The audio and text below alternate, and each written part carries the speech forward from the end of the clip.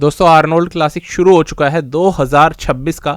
इस time amateur divisions चल रही हैं और वेइंग्स हो चुकी है, यानी सारे एथलीट्स का वेट नापा जा चुका है जो क्लासिक में खेलने जा रहे थे या फिर जो मेंस फिजिक वाले एथलीट्स थे। यहाँ पे सबसे पहली खबर माइक समरफील्ड के ऊपर निकल के आती है। बहुत सारी बातें हो गई माइक के साथ में और एक्सीडेंटली ही सही, पर माइक समरफील्ड का एक ओपन डेब्यू इस आर्नोल्ड क्लासिक से होने जा रहा है। हाँ, एक classic physique competitor Mike Summerfield जो इतना दम रखते हैं कि इस साल क्लासिक फिजिक को ही जीत लेते इस अभी के आर्नोल्ड क्लासिक में, वो इस डिवीजन में ही खेलने के लायक नहीं रहे।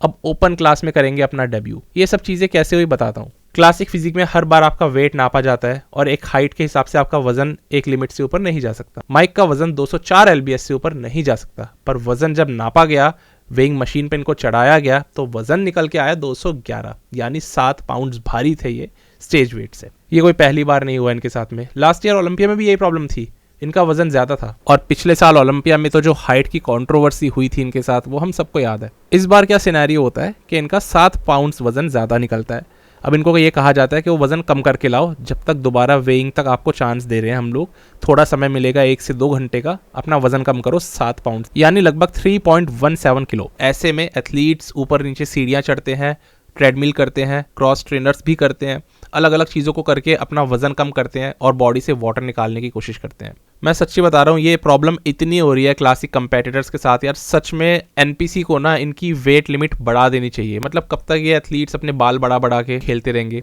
अपनी हाइट बढ़ाने के चक्कर में, और उसके बाद भी सोचो अगर किसी का वेट 7 पाउंड्स ऊपर आ जाए तो क्या ही करे। हालांकि थोड़ी देर पहले तक, इस न्यूज के आने से थोड़ी देर पहले तक नील हिल कह रहे थे माइक के कोच कि हम इस इशू से डील कर लेंगे, मतलब वजन हम लिमिट में ले आएंगे, जो ये कर नहीं पाए। पर सबसे बड़ा सवाल ये आता है कि ये मिसकैलकुलेशन आखिर हुई कैसे। आपके एथलीट के साथ पिछले साल ओलंपिया में भी ये प्रॉब्लम हुई थी, कितने मर्जी वो बाल बढ़ा के आ जाए, हाइट की कंट्रोवर्सी कर ले, लेकिन 204 से ऊपर आपका एथलीट नहीं जा सकता। ये क्लियर था, पिछले साल ओलंपिया में साबित हो गया। फिर ये बात जानते हुए भी इस बार माइक क्यों आखिर 211 212 पे आ गए? कहीं ऐसा तो नहीं था कि उनको लग रहा था कि फिर बाल बढ़ा करके अपनी हाइट ज्यादा दिखाऊंगा और 212 वाली वेट लिमिट में खेल जाऊंगा ताकि शो जीत जाऊं? मुझे लगता है कि ये हुआ है। कई सारे लोग, इनफैक्ट डेव पुलम्बो ने भी बोला है कि इतनी बड़ी मिसकैलकुलेशन इन दोनों एथलीट और कोच ने कैसे कर दी। आपको वेट कट ऑफ पता थी 204 की, 211 पे कैसे आ गए? पर अब अगर गहराई से सोचा जाए तो मुझे लगता है कि ये लोग यही चाह रहे थे कि वापस हाइट बढ़ाएंगे, बाल लंबे करेंगे और 212 वाले वजन पे ही आकर के खेल लेंगे। क्योंकि अभी दोबारा हाइट नापी गई है, जो आमतौर पे नहीं होता। एक बार आपकी हाइट रजिस्टर हो गई, बार बार नहीं नापते, बस आपका वजन नापते हैं। और इनको स्ट्रिक्टली बोल दिया कि 7 पाउंड वजन ज्यादा है भाई, अपना आप कम करके लाओ।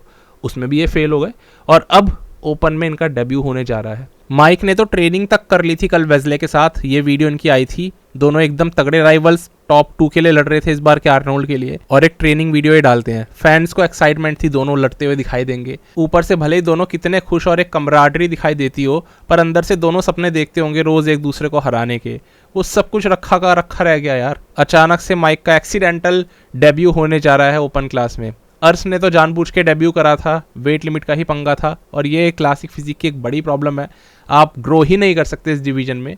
लेकिन अर्श तो जानबूझ के गए थे और माइक तो बिल्कुल ही बिना किसी प्लानिंग के अचानक से शिफ्ट हो गए। अब माइक क्लासिक में नंबर 1 पे आ सकते हैं, पर ओपन क्लास में नंबर 1 के एथलीट वो नहीं है, क्योंकि वो बॉडी उनकी वैसे नहीं बनी हुई। स्टिल माइक के पास डेंसिटी बहुत अच्छी है, बहुत तगड़ी थिकनेस है।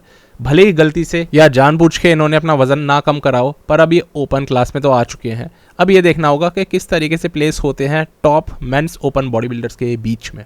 जैसे ये न्यूज़ बाहर निकल के आई कि माइक का ओपन डेब्यू होने वाला है, वेस्ले फैंस एकदम खुश हो गए। देखो इमोजीज अलग अलग कमेंट कर रहे हैं। ये क्यों खुश हो रहे हैं? अरे वो राइवलरी नहीं होने वाली, दोनों अलग अलग राह पे निकल चुके हैं अब। और मुझे लग रहा है वेस्ले का रास्ता बिल्कुल क्योंकि क्लियर है, इसलिए उनके फैंस खुश हो रहे हैं। बाकी सबके अपने अपने फैंस हैं। मुझे लगता है भले ही अब माइक को गलती से इस डिवीजन से जाना पड़ गया हो, पर ये गलती है अब ये बरकरार रखें तो ज़्यादा अच्छा है, यानी कि वापस ना आए क्लासिक में खेलने, ओपन में ही रहे। इसके हिसाब से ग्रो करके बहुत आगे जाने का पोटेंशियल है इस एथलीट में। डेंसिटी देखी है आपने माइक समरफील्ड की बॉडी में, अच्छे खासे क्लासिक एथलीट्स में नहीं देखी मैंने ये चीज़। ये जा सकते हैं और ऊपर। अभी 212 के आसपास इनका वजन रहता है। लोडिंग के बाद मान के चलूंगा कहीं ना कहीं 217 218 पे आते होंगे स्टेज पे। ये वजन अगर ये एथलीट और 5 से 7 पाउंड्स क्लीन पुट ऑन कर ले इस साल के ओलंपिया में, तो ओपन क्लास में 225 से 230 के बीच में बहुत तगड़े दिखेंगे माइक। क्योंकि हाइट तो इनकी 5-6 है, जो रियल हाइट है वो 5-6 है इनकी। ऐसे में अगर 230 पाउंड का ये एथलीट आ जाए ऑन स्टेज तो मेंस ओपन डिवीजन में खतरनाक तबाही मचा सकता है। मुझे ये लगता है जेनेटिक्स में कहीं फ्लॉ नहीं है, डेंसिटी भरपूर और बहुत डेंस हमें कंपटीशन माइक वर्सेस अर्श देखने को मिल सकता है इस साल के ओलंपिया में। मुझे अभी से ही लगने लग गया है।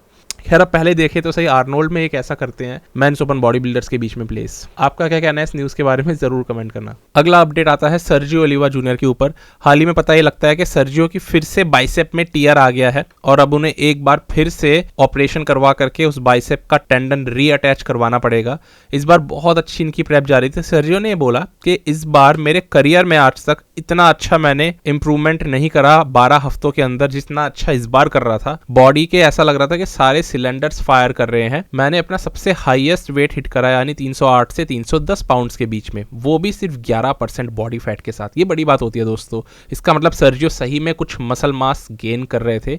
इंप्रूवमेंट्स ऐसी जगह पे जो उनके लैकिंग बॉडी पार्ट है वहां पे कर रहे थे, लेकिन एकदम से यही होता है कि कोई भी इंजरी खड़ी होती है, एकदम से दरवाजा खोलती है और आपकी बॉडी में एंटर हो जाती है। इस वक्त यही हुआ इनके साथ। इनका बाइसेप टेंडन टूट गया और एक छोटी सी सर्जरी के कारण इनकी प्रेप फिर से रुक गई है, हॉल्ट पे है।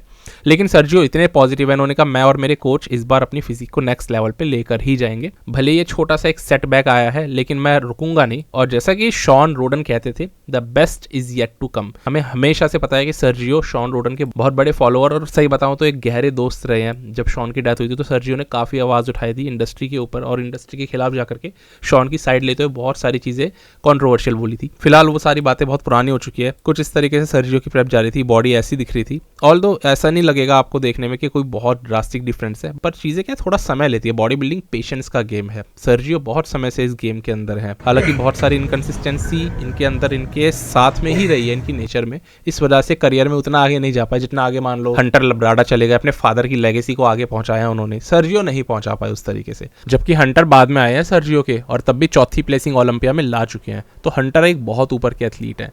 हर एक इंसान का अपना अपना लाइफ का ग्राफ होता है।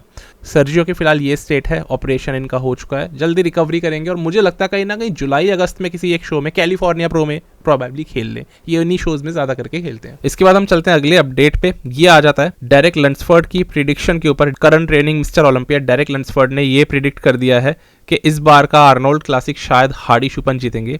इस बात पे क्योंकि हार्डी हमेशा से ज्यादा कंसिस्टेंट रहे हैं as compared to Andrew Jacked. उन्होंने कहा एंड्रयू की बॉडी भी बहुत तगड़ी है, कंपटीशन की प्रेप बड़ी तगड़ी गई इस बार, लेकिन हार्डी का ग्राफ हमेशा से ही एंड्रयू से तो बहुत स्ट्रांग रहा है, इसलिए डायरेक्ट यहाँ पे हार्डी की साइड ले रहे हैं। थर्ड और फोर्थ प्लेस पे ये निक और मार्टिन को रखते हैं। कह रहे हैं निक वॉकर और मार्टिन फिट्जवाटर आपस में लड़ते हुए नजर आएंगे। ऑल्दो डायरेक्ट की बातें अपनी जगह बहुत ज्यादा लॉजिकल है और एक बात बताऊं, इंडस्ट्री में ज्यादातर लोग अभी यही प्रिडिक्शन करके बैठे हैं। फर्स्ट 2 स्पॉट्स हार्डी और एंड्रयू के हैं, बाकी के निक और मार्टिन के लिए। तो इसमें कोई डायरेक्ट ने बहुत ज़्यादा कोई रॉन्ग बात नहीं बोली है, पर देखने में लग रहा है कि लोग इतने इरिटेटेड है इस वक्त करंट मिस्टर ओलंपिया के साथ में कि इस तरीके के इमोजीज अजीब अजीब तरीके से कमेंट कर रहे हैं। और मैं यहाँ पर कोई डायरेक्ट की साइड नहीं ले रहा हूँ, मैं सोच रहा हूँ ये हो क्या रहा है सोशल मीडिया पे। एक लाइफ में स्टेट आ जाती है कि एक इंसान अगर सही बात भी कर रहा हो आपको तब भी वो गलत लगता है। डायरेक्ट के साथ अभी यही है, लोग इनको इतना नापसंद करते हैं कि अलग अलग बातों पर इनको यहाँ पे भी ट्रॉल कर रहे हैं। हालांकि मुझे इसमें कुछ गलत नहीं लगता है, पर लोग कह रहे हैं ये बातें इतनी लंबी लंबी कर रहे हैं, इतना शॉर्ट में बता सकते थे ना आसानी से। और हर एक चीज़ शायद इनको भगवान पीछे से आकर के बता रहे हैं, क्योंकि डायरेक्ट का हमेशा ये रहता है कि वो हमेशा गॉड की बातें करते हैं। तो अब उस चीज़ पे भी इनकी ट्रोलिंग हो रही है। खैर ये तो लगा रहता है, सोशल मीडिया की दुनिया है। बाकी आपका क्या कहना है? आपके हिसाब से कौन इस बार का आर्नोल्ड क्लासिक जीत सकता है? हो सकता है एंड्रयू जीत जाए और हार्डी उस तरीके से हमें ना दिखाई दे। बहुत सारी चीज़ें, बस एक आध दिन और बचा है और सारी हमारे सामने आ जाएंगी। अगले अपडेट पे चलते हैं। सबसे इंप्रेसिव अपडेट आंड्रे ड्यू का निकल के आ रहा है हमारे सामने। बिल्कुल इनकी अभी की बॉडी है, कार्ब लोडिंग करने के बाद इस तरीके से रेडी होके दिख रहे हैं।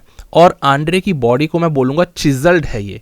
इस बार इनकी स्किन एकदम पतली लग रही है। आप इनकी बैक को देखो, पता लगेगा कि बैक में कितनी डेप्थ है। और शोल्डर्स एकदम पॉप कर रहे हैं, चेस्ट भी इनकी एकदम तगड़े फाइबर्स पकड़ रही है और एब्स का सेक्शन भी बहुत ज़्यादा उभर रहा है। तो बिल्कुल सही इनकी बॉडी ज़्यादा अच्छे से ही ड्राई आउट होके निकली है और बहुत अच्छे से फुल होके निकली है। अब यही कंडीशनिंग और यही फुलनेस इनको मेंटेन रखनी है स्टेज तक। हो सकता है इसको ये बिल्कुल भी ना छेड़ें, बस टैनिंग करके डायरेक्ट स्टेज पे उतर आए, क्योंकि बहुत परफेक्ट बॉडी इनकी हिट हुई है। और हो सकता है थोड़ा सी और फुलनेस ही अचीव करें।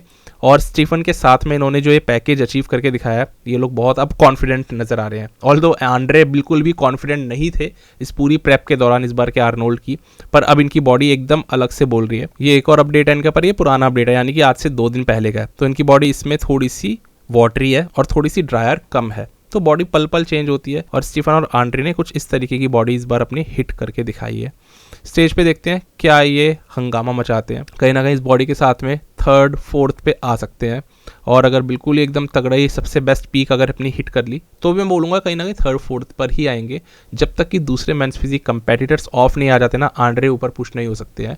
अगेन जेनेटिक्स में कुछ चीज़ें ऐसी है, खासतौर से एब्स और एक जो स्ट्रक्चर है वो इनको थोड़ा सा पीछे रखता है। बाकी जेरेमी बुएंडिया की अगर माने तो वो इस बार प्रिडिक्शन करके बैठे हैं कि इमैनुअल हंटर उनके हिसाब से नंबर 1 पे आएंगे। इस साल का आर्नोल्ड क्लासिक वो जीतेंगे। सबके अपने अपने फेवरेट्स होते हैं, कई बार अलग रीजंस होते हैं, कई बार ये भी होते हैं कि साथ आप ट्रेनिंग कर रहे हो, स्पॉन्सर्स आपके सेम है, तो आप ज़्यादा फेवर भी लेते हो अपने ही बैच के एथलीट का, तो ये भी रीज़न होते हैं। बाकी हाँ, इमैनुअल एक ऐसे एथलीट है जो हमेशा अपने आप को प्रूव करते आए हैं ओलंपिया स्टेज पे। इनका ये 3 घंटे पहले का अपडेट था, और आप इनकी बॉडी देखो, वे टू ड्राई और वेस्क्यूलर है। स्टेज पर पता नहीं क्या करेंगे, तो बहुत ज़्यादा टफ चैलेंज मिलेगा सारे एथलीट्स को एक दूसरे से। और इमैनुअल इसीलिए जजेस के फेवरेट है क्योंकि बॉडी अच्छी दिखाते हैं ये। और जेरेमी ने तो बोल दिया, this is new Emmanuel Hunter, ये बिल्कुल अपग्रेडेड और नया वर्जन बन चुके हैं। अब देखते हैं, शायद ये भी जीत जाए, पर मुझे अभी भी टफ लगता है अगर सामने खड़े हो ब्रेंडन हेंड्रिक्सन। इन्होंने कोई भी अपडेट अभी तक नहीं दिया ब्रेंडन ने, पर जैसे जैसे अब आर्नोल्ड की तरफ हम बढ़ रहे हैं अपडेट्स आते चले जाएंगे। अभी के लिए इस वीडियो को यहीं पे रखते हैं, अगली वीडियो में मिलते हैं, तब तक के लिए स्टे ट्यून, गुड बाय, शुक्रिया।